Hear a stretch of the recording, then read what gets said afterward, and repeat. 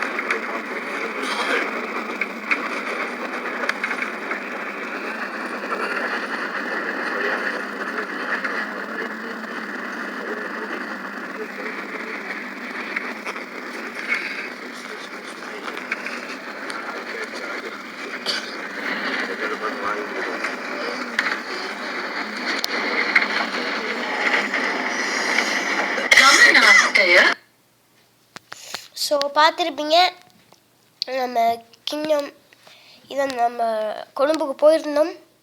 So இதான் ட்ரெயினில் போனேன்.